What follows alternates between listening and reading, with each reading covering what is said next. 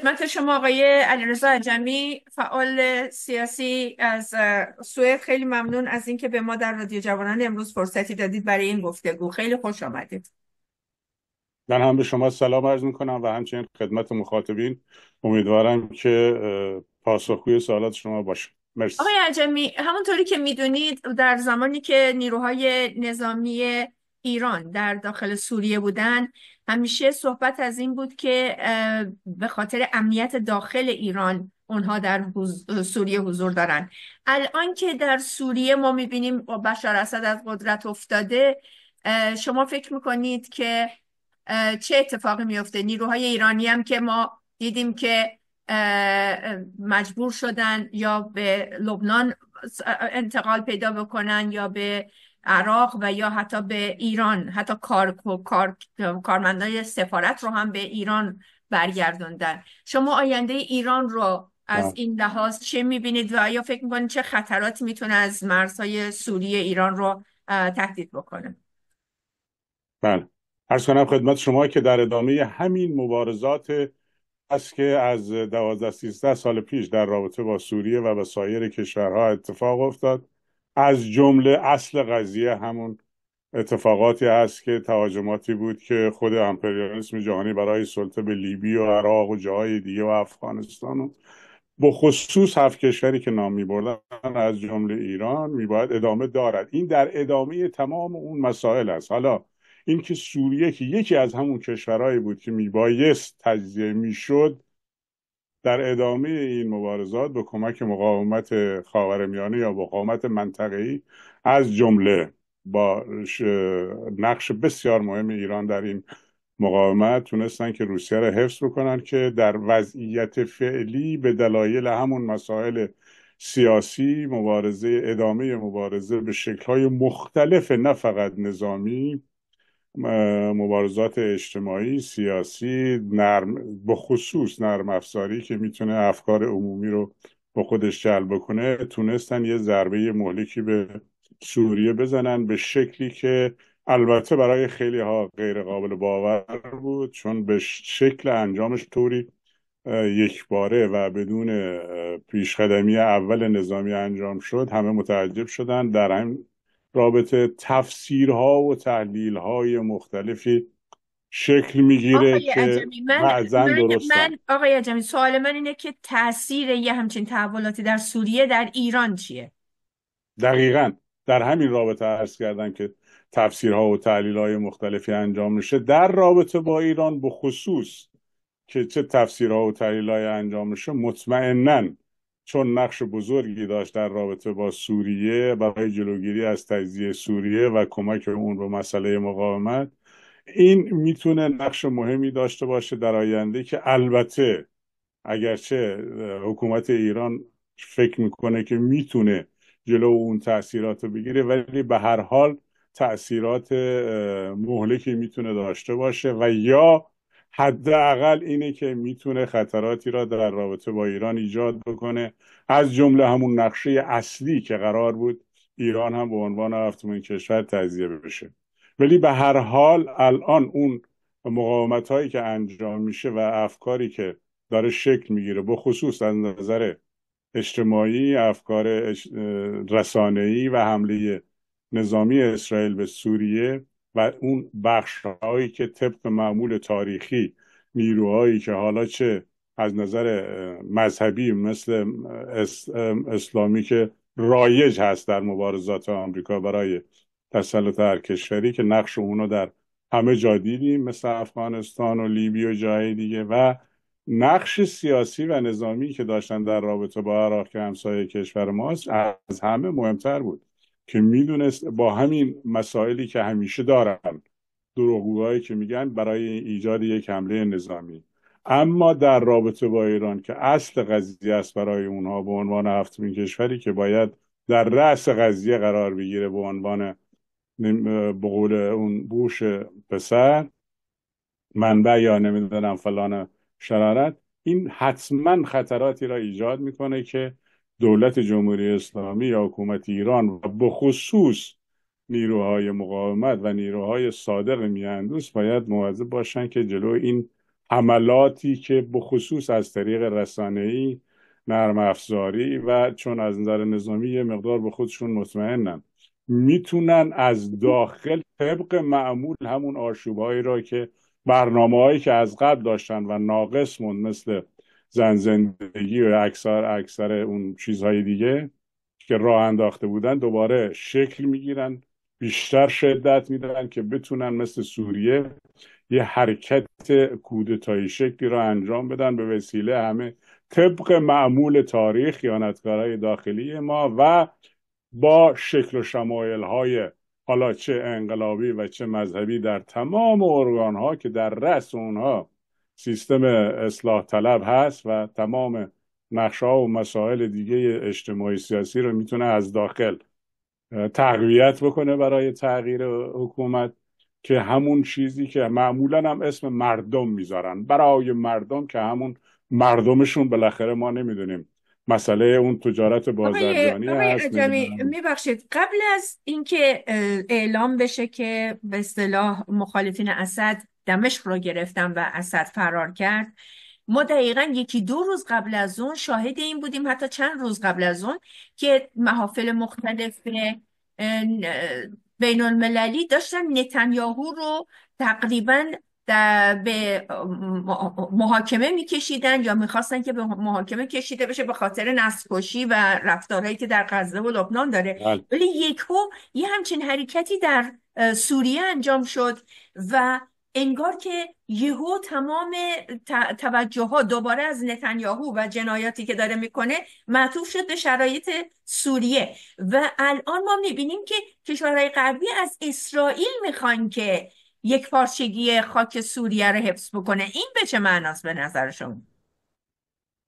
این هم دقیقا یکی از همون ترفندها و نیرنگهای بسیار جنایتکارانه و کثیفی هست که از طریق نرم افزاری، رسانه‌ای و بخصوص شبکه‌های اجتماعی این رو به افکار عمومی اختلال ایجاد بکنن که همون مسئله محاکمش که حکم دادستانی بین المللی و یا خود اسرائیل این آقا مجرم هست به جرم جنایت های جنگی و جنایت بشریت یا هرچی اسمایی که روش میذارن، اینو محو بکنن در افکار عمومی و میان به این شکل دوباره حرکت های نظامی رو که داره انجام میده. همزمان اگر دقت کرده باشید تمام رسانه ها همین دو روز اخیر همزمان در رابطه با دادگاه اسرائیل که ایشونو دوباره میخواد برای اون جرائم شخصی، فساد مالی و دزدی و خیانت مملکت دارن محاکمه میکنن،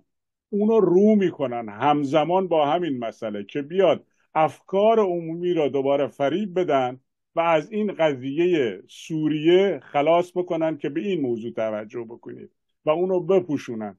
یعنی این نیرنگ هایی است که در طول تاریخ دارن میذارن و بسیار با ترفندهای فریبکارانه و امکاناتی که دارن، به خصوص امکانات رسانه‌ای که در اختیارشون هست و سیستم های میلیاردی که هزینه داره براشون، اینو میتونن در افکار عمومی ایجاد بکنن که مسئله. آقای عجمی، ببخشید، من منظورم یه مقدار راجع به این حضور نظامی اسرائیل در سوریه است و دقیقا. اینکه ما میبینیم حملات اسرائیل در سوریه و کشت و کشتاری که داره میکنه. از یه طرف ما میبینیم که نیروهایی که به رهبری کردها قدرت داشتن و علیه بشار اسد بودن، منبج رو که در شمال غرب به صلاح حلب یا سوریه هست ترک دارن میکنن، تخلیه میکنن به خاطر حملات شورشیان اسلامگرا و آواره های سوری دوباره همچنان زیاد هست و این در شرایطی که تمام دنیا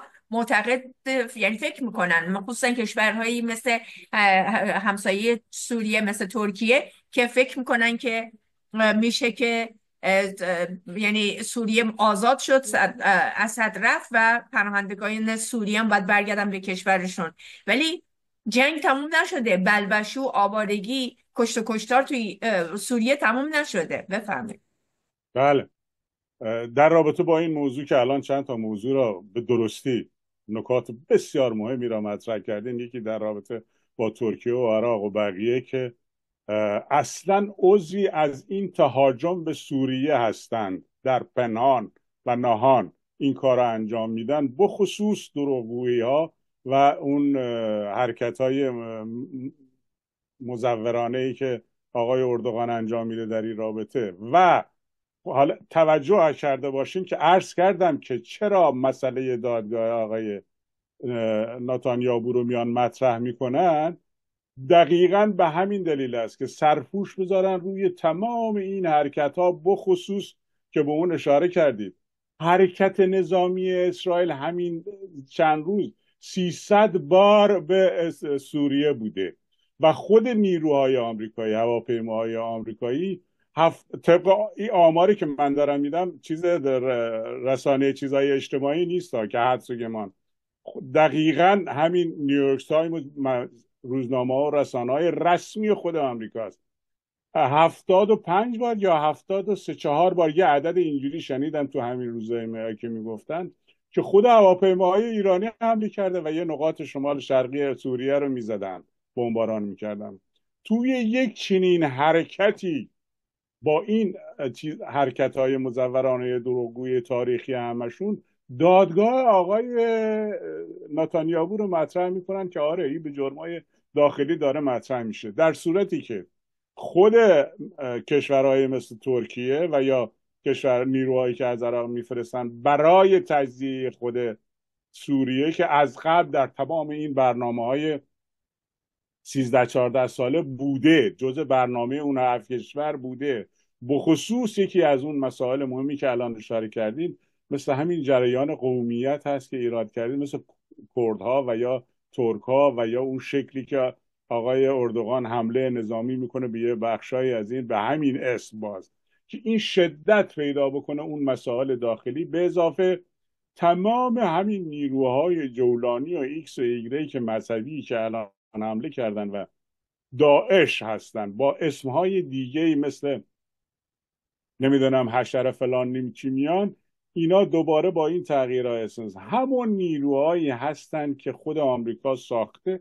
اگر به سخنان هیلاری کلینتون توجه کرده باشیم ببینیم که دوباره هجوم آوردن به داخل همزمان برای همون مسائلی که در پیش بوده، اون استراتژی خیلی مهمی که الان 20 سال دنبال میشه، دنباله همونه. اینه که این میان تمام اخبار رو اختصاص میدن به جزئیات تکنیکی نظامی و جاسوسی و فلان اینا. خب اینا جزئی از مبارزه است دیگه، همه هم انجام میدن. حالا یه کشوری مثل آمریکا با این قدرت اقتصادی و نظامی جاسوسی و سیستم‌های که دارن تکنیکی در رابطه با رسانه ها و یا خیلی چیزهای جاسوسی، خب اسرائیل هم که از همونا استفاده میکنه، با یک چنین قدرتی میتونه این موازنه قدرتی که در این زمینه ها هست، چون در موازنه قدرت نیروهای ارتش زمینی ندارن همچین چیزی رو اون تکیه میکنن و بخصوص نیروی هواییشون که بتونن فقط از طریق هوا همه چیزو زیر ساختار از بین ببرن، که بعد اسمش هم میذارن برای آزادی. برای کدام آزادی؟ که تو بیایی مسلط بشی و دوباره برای وقتی که همه چیزو با خاک یکسان کردی بعد بیایی دوباره بخوای من میام میسازم، ببین من متمدنم، شما رو میخوام متمدن کنم، دوباره با این ساختمونا و لباسا و کراواتای شیکی که میزنیم من میخوام شما رو آزاد کنیم. لغت آزادی رو فقط برای همون سیستم سود و سرمایه جنایتکارانه‌ای که بر علیه بشریت داره حرکت میکنه. آقای جمیع، اگه برگردیم به مسائلی که الان در سوریه داره رخ میده، همونطوری که میدونید قطر، عربستان سعودی، کویت، اردن، عراق و حتی اتحادیه عرب همگی بیانیه‌های رسمی صادر کردن و حضور اسرائیل به این شکل و به اصطلاح حملاتش رو غصب زمین با سوء استفاده از رویدادهای اخیر و نقض حاکمیت سوریه و قوانین بین‌المللی معرفی کردن. از یه طرف دیگه فرانسه و آلمان هم اقدامات اسرائیل انتقاد کرده و فرانسه از اسرائیل خواسته که نیروهاش رو از منطقه حائل خارج کنه و آلمان به اسرائیل همراه با ترکیه در شمال سوریه هشدار داده که فرصت انتقال قدرت صلح آمیز در سوریه رو به خطر نندازن. ولی ما میبینیم که اسرائیل شدیداً داره از این فرصت استفاده میکنه برای ساقط کردن کلی نیروی نظامی سوریه. و این در شرایطی که یه همچین حقی رو نداره، ولی به بهانه اینکه نمیخواد بذاره اسلامی ها و یا افراطیون اسلامی در سوریه پا بگیرن، داره واقعا ساقط میکنه سوریه رو از آخرین قدرت های نظامی ممکن. این رو شما چجوری ارزیابی میکنید؟ البته این حرکت نظامی اسرائیل جدا از همون حرکت‌های داخلی بقیه نیروها نیست که جلوی تجزیه رو بگیره، بلکه اون شکل تسخیر اشغالی که همه این 13 سال یا 14 سال برای سوریه داشتن، این ادامه داره. شکل اشغال اینی که حالا تمام فرانسه، آلمان ببخشید یا اتحادیه اروپای که اون قطعنامه ها رو بر علیه ایران میده، تمام اینها برای سرپوش گذاشتن برای همون مسئله اشغال، فریب دهندن که افکار عمومی رو بگن ببین نه ما طرفدار آزادی هستیم و به اسرائیل اجازه نمیدیم که اشغال بکنه، در صورتی که اصلا برنامه اینه که اشغال بکنه. حالا بقیه حرکت ها جزئیاتی از همون حرکت اشغال هستن و تخریب کشور هستن که در برنامه کلی که عرض کردم وجود داره، جدا از هم نیستن. حالا اگه بعضی کشورهای عربی هم اومدن از این نوع اعلامیه میدن، احساس خطر میکنن که میدونن پس این نقشه هایی که برای اشغال یا تجزیه خیلی کشورها هست میتونه ضرر زیانش هم متوجه اونا بشه، با در نظر گرفتن اینی که اونها میدونن نیروی مقاومتی که میگن در خاورمیانه یا به قول خودشون در غرب آسیا هست محور اصلی مقاومته و اون میتونه براشون خطرساز باشه. هر چند که ضربه پذیر هست، هر چند که اون تراز نیرو بین اینها جوان مردانه است و همیشه یک سری ضربات مهلکی را میخورن، ولی با وجود این یک چیز رو اطلاع دارن: فلسفه مقاومت، فلسفه انسانیت، دفاع از خود و دفاع از کشور و مملکت و عدالت و تمام اون حقوق بشرهای دروغونی که غرب میگه است. خود اینها اینا رو میدونن و از بین رونده نیست. بنابراین تنها راه میمونه برای اشغال نظامی که در درجه اول اون زیر ساختای اشغال همون مسائل رسانی و افکار عمومی که باید این همه سال زحمت کشیدن دادن روش کار میکنن. جدا از هم هیچ حرکتایی نیست. یا ترکیه مثلا ما فکر کنیم جدا از مسائل اون اشغال و اون سلطه و اون حرکت های تجزیه طلبانه که قرار بود برای این 7 کشور اتفاق بیفته، جدا از اون داره حرکت میکنه. امکان نداره. عضو ناتو، یک کشور بسیار مهم و اصلا از نظر توان نظامی نیروی انسانیش که در شرکت کرده توی ناتو، کشور دوم نیروی ناتو هست. حالا اگر از نظر سلاح یا چیز اقتصادی کم پایین تره اون یک مسئله دیگه است، ولی یک چنین کشوری نمیتونه در راه صلح جهانی، اینا یه مش دروغ و دریوری هایی است که میگن برای فقط فریب افکار عمومی. حرکت هایی که انجام میشه همون استراتژی کلی است، جزئیاتش هم همینها است که اینها باید تجزیه بشن. فلسفه اصلی نیروهای داخلی که باید تجزیه بکنن قومگرایی است، کرد، لور، ایکس، ایگرگ، بخصوص همین حرکت هایی که تو ایران با شکست روبرو شده خوشبختانه هنوز، ولی خطرش وجود داره. اون خطری که گفتیم برای ایران وجود داره، با توجه به ضعف هایی که حکومت ایران در رابطه با این قضیه نشون میده و خیلی مدارا میکنه، بخصوص با توجه به این حرکت های فریبنده خیانتکارهای داخلی، اینو نمیتونه سرکوب بکنه، چون به محضی که دست به یه چیزی میزنه آنچنان قدرت رسانه خارجی و داخلی قوی ان خیانتکارا که همه چیز رو اسمش میذارن دیکتاتوری. دفاع از یک کشور دیکتاتوریه. مثلا این مردمی که حالا کدوم مردم دارن از کشورشون، از انسانیت، از حقوق بشر، از همه چیز جان و مال خودشون دفاع میکنن، اینا تروریستن. اونایی که حمله نظامی میکنن، این همه طراحی میکنن برای اشغال و سلطه و نمیدونم دزدی و چپاول، اینا همه چی هن؟ او طرفدار حقوق بشر، آزادی، لغت آزادی رو به کار میبرن. جمهوری اسلامی باید حواسش باشه کدوم مردم رو میخوای ازش دفاع کنی.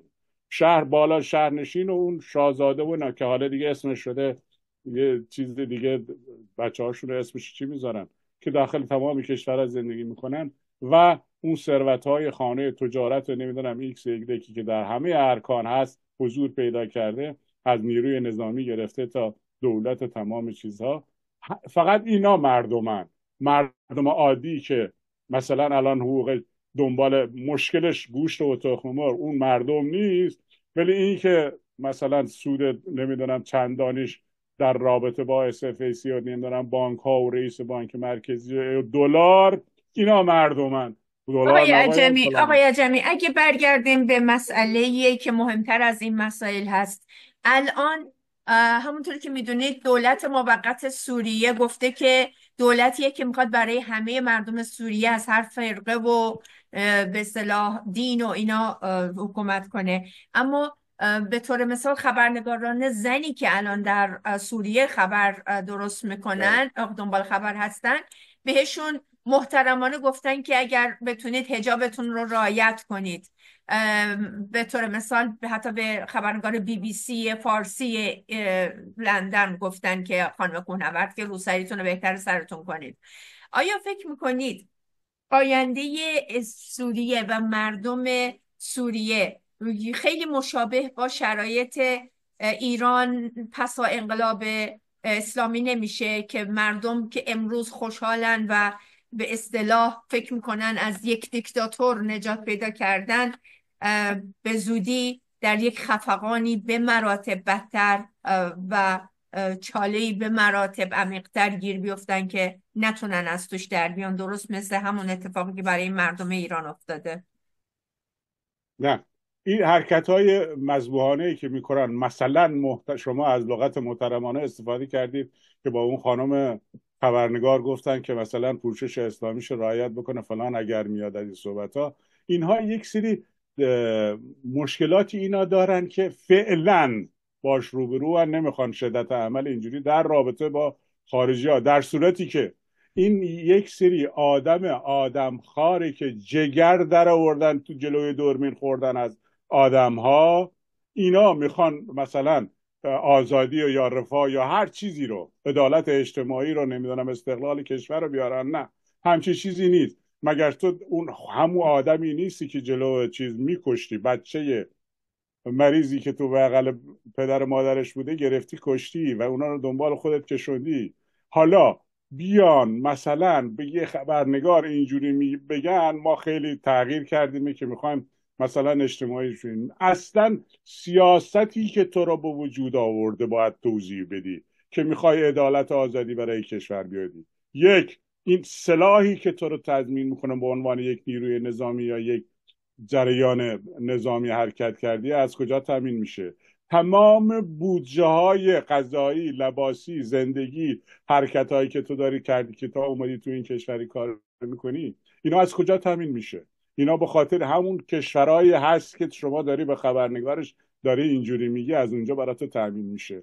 یک سری دروغگویی ها دیگه اینقدر وحشتناک شده این حرکت های طرفدار، حالا ما بگیم طرفدار غربی ها، نه، مزدوران غربی یا با همون سیاست های غربی دارن ایجاد میکنن، بجز برای فریب مردم که برسین با آزادی. تو غلط کردی، مگه قرار بود اگر آقای اسد یا هر چیزی که دیکتاتور بود، مگه قرار بود شما آزادی براش بیاری؟ خب به عنوان یه حزب سیاسی شرکت میکردی، از کشور دفاع میکردی، نقایص برطرف میکردی، کمک میکردی برطرف بشه.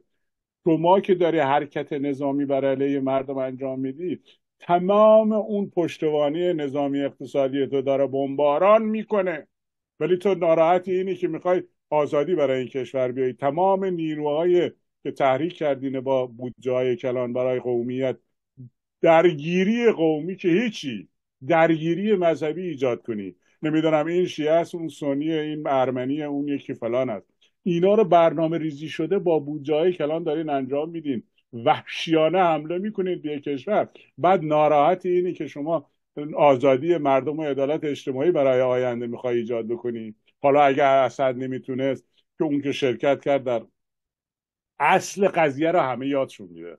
خدا آقای اسد درسته کلی اشکال داشت، کلی نظر، به خصوص یک سری از مسائلی که الان مجهول مونده که چرا نیروی نظامی هیچ نوع مقاومتی از خودش در رابطه با این مسئله هجوم نظامی یا هجوم حرکت‌های فاشیستی ایجاد شورش انجام نداد، این خودش یک سوال بزرگی است که چرا چنین آقای تصمیمی گرفته است. آقای عجمی میبخشید، آیا شما فکر کنید پایان جمهوری اسلامی رسیده؟ آیا زمان این هستش که واقعا سران حکومت واقعا وحشت داشته باشن از اینکه نوبت ایران هست و نوبت سران حکومت؟ چون ما میبینیم که میگم اسرائیل نه تنها هیچ محکوم میشه، ولی از یه طرف دیگه باز بهش میدان میدن که جولان بده تو جایی مثل سوریه. آیا ایران هدف بعدیه؟ چقدر فکر میکنید ایران نزدیک، حکومت جمهوری اسلامی نزدیک به متلاشی شدنه؟ البته این خطر عرض کردم در مقدمه که وجود داره، ولی به این معنی نیست که مثلا حکومت جمهوری اسلامی با تمام این مشکلاتی که داره و این دوران تاریخی چند ساله که گذرانده از جنگ 8 ساله گرفته تا الان و با برخورد با تمام این شورش‌ها و سایر حرکت‌ها، ما فکر کنیم که مثلا به این سادگی قابل شکست است. ولی این خطر تهدیدش میکنه و الان خود هیئت بخشایی که حداقل میهندوستن، حالا چه با افکار مذهبی چه غیر مذهبی، اینها تو فکر هستن که این خطرات رو به هر شکلی که هست دوباره امیدواری هست و حتی برای کشور سوریه همچنین امیدواری را دارن که نیروهای جوان، نیروهای صادق میهندوست بتونن با همون فلسفی تاریخی که توی این آسیا و منطقه داشتن بتونن دوباره از این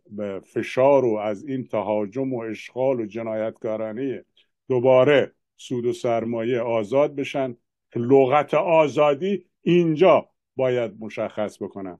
تا زمانی که نتونن اینو حل بکنن که تو تا ترجیح بدی زندگی مردم، ترقی مردم، آینده جوانان و آینده تاریخی کشور رو با همون عزت و شرفی که داره در تاریخ حفظ بکنی، برتر از اولویت دادن به سود سرمایه هاست، آقای این امکان عجمی، پذیر آیا نیست. فکر میکنید حکومت جمهوری اسلامی در این شرایط واقعا حساس کنونی یه مقدار در سیاست های کلانش، حالا چه از دادن آزادی های اجتماعی به مدنی بیشتر، چه اینقدر گیر ندادن به مسائل حجاب و مسائل که مردم معترض هستن، اعتراضاتی که مردم دارن در کل، یه مقدار آیا فکر میکنید بهتره که انعطاف نشون بده اگر واقعا میخواد بقاشو حفظ بکنه؟ چون با زور و کشت و کشتار و فشار ما دیدیم که جواب نداد. اگه جواب میداد خب شاید سوریه و یا کشورهای دیگه میتونستن حکومتاش در قدرت بمونن. و شما اشاره میکنید به قدمت یا قدرت ایران. خب زمان که انقلاب اسلامی هم شد هیچ کسی فکر نمیکرد حکومت پادشاهی پهلوی رو انقدر راحت مچاله کنن بندازن کنار، ولی این اتفاق افتاد. بله، عرض کنم خدمت شما، باز از لغت مردم وقت استفاده ما میکنیم، ما باید بدونیم کدام مردم اعتراض میکنن به جمهوری اسلامی، در چه جهتی دارن اعتراض میکنن. همیشه این مشکل وجود داشته در مسائل رسانه‌ای و در درک فریب افکار عمومی. ما وقتی میگیم این اعتراض که مثلا جمهوری اسلامی مردم را سرکوب میکند، این هم ما باید ببینیم کدوم مردم را. آیا اون مردمی که اعتراض میکنن با سیستم تحزب سیاسی دارن مبارزه سیاسی در جهت منافع ملی کشور انجام میدن، در جهت ایجاد عدالت اجتماعی انجام میدن، در جهت همون استقلال و آزادی کشور و خودمحوری انجام میدن، یا نه اون مردمی باز هستن که در جهت تمام اولویتشون همون سیستم سود و سرمایه غرب است؟ ما همیشه اینو خطا میکنیم. از لغت مردم درست به جا استفاده میکنیم. کدام مردم؟ آقا اون مردمی که داره در نمیدونم اتاق بازرگانی و بانک مرکزی داره حرکت میکنه برای کنترل سود و سرمایه دلار، یا نه مردمی که در رابطه با گوشت و مرغ در عذابن؟ مشکل اینجاست. ما باید تشخیص بدیم کدوم طبقه از مردمی که تو کف خیابون هستن، مردمی که با مشکلات همون اقتصادی، امرار معاش و حتی آزادی های ساده اجتماعی هر روز سر و دقیقا. کله میزنن با نیروهای جمهوری اسلامی. از اون مردم رو میگم. نه مردم، بله مردم کف خیابان مشخصن، مردم کف خیابان مشخصن. و این که مثلا ما فکر کنیم همین آزادی های اجتماعی که چی، همون چیزهای روبنایی است، آقا دستمال سرش، حجابش، ایکس ایگرگ هست. بحث بر سر همه ایناست، اصل قضیه است. ما لغت مردم را اگر بر اساس همون مسئله‌ای که اشاره داشتید الان تو لغت‌های شما بود، معیشت مردم، زندگی و آینده مردم و استقلال کشور هست، بله ما اونا رو باید جدا کنیم، مشخص کنیم. مگه تا چقدر ما جا داریم هی فریب اینو بخوریم که هر کس اومد تو خیابون، یا هر نیروی خارجی یا هر نیروی جولانی نمیدونم ایکس ایگرگ اومد راجع به لغت دموکراسی و آزادی و مردم صحبت کرد، آی مردم بیچاره‌ان فلانن، گفتن عیب، یه جایزه نوبل بهش بدیم بگیم این خیلی مردم دوسته. من از کجا بدونم که این حقه باز و دروغگونی است، اصلا در جهت سود و سرمایه حرکت نمیکنه. اینو من باید مشخص بکنم. دولت و جمهوری اسلامی باید اولویت رو به همون مردم مشخص بکنه. کدوم طبقه از مردم میخوای از استفاده کنی، تمام برنامه‌های استراتژی اقتصادی و معیشتی و عدالت اجتماعی تو بر اون اساس دفاع از اون طبقه چیز بکنی. تا زمانی که مشخص نکنی با کدوم طبقه از مردم داری صحبت میکنی، خب بله اونه که نمیدونم چیز داره توی دلار و فلان و بهمان شمال شهر تهران داره زندگی میکنه با اتومبیل 50 40 میلیاردی 100 میلیاردی زندگی میکنه، منظورت اون مردمه یا نه اینه که کف خیابون خوابیده؟ کف خیابون کدومه؟ کف خیابون با اتومبیل آقای چند میلیاردی عجمی، میاد؟ شما دارید تکرار میکنید یه چیزی رو که من به شما گفتم. خواست مردمی که کف خیابون هستن، مردمی خب که شما نه کف خیابون باید من بدانم همه میان. آقا اون آدمی که خیلی ثروتمنده میاد تو خیابون شعار میده. کف خیابون به این معنی نیست که من کسی حتما که 50 بدونم فقیر میلیارد بدبخت. پول ماشینشه که دیگه معترض حکومت نیستش که اون دقیقاً اینقدر نیرو جمع میکنه که بیاره تو خیابون با پول. آه. اینجوری نیست که خودش هم که نیاد. من میگم همین باید مشخص بشه با اسم و رد. دقیقاً من از کدوم طبقه، راه و روشی که ایجاد میکنم برای کمک به اون طبقه ضعیف، مستضعف، یا هر لغتی که بهش میگیم فقیر فلان خیابانی، اون راه روش مشخص میکنه که من دروغگوام یا راستگوام. من از چه استراتژی دفاع میکنم اون مشخص میکنه. آقا بله میاد کف خیابون، نفرش هم میفرسته، درگیری هم ایجاد میکنه، ولی دفاع میکنه از اینکه خیلی هم میگن اینقدر هم میگن آدم باورش میشه. دلار مثلا از 50,000 تومان نمیدونم رفت 70,000 تومان فلان بهمان شد، گران شد، بهمان شد. خودش این برنامه رو ریخته که این دلار اینجوری بشه. حالا میاد کف خیابون هم 4 تا آدم هم پول میده، میان با شعار میدن. آقای بحث جمی نیست. آقای جمی سپاسگزارم از وقتی که به ما دادید. وقت ما متاسفانه تموم شد. تا فرصتی دیگه بدرود و امیدوارم که به هر حال هم شما هم ما به هر حال مانیتور خواهیم کرد مسائل رخدادهای پیش رو در روزهای آینده و امیدوارم که واقعا اتفاق بدی برای مردم ایران نیفته، چون به قدر کافی توی فشار و بدبختی هستن مردم. خیلی منم ممنون. تا امیدوارم فرصتی دیگه بدرود. موفق باشید. امیدوارم که همچین چیزی اتفاق بیفته که ما همیشه برنده قضیه باشه کشور ما، نه اینکه بله. بازنده باشه در مسائل جهانی. متشکرم. بدرود.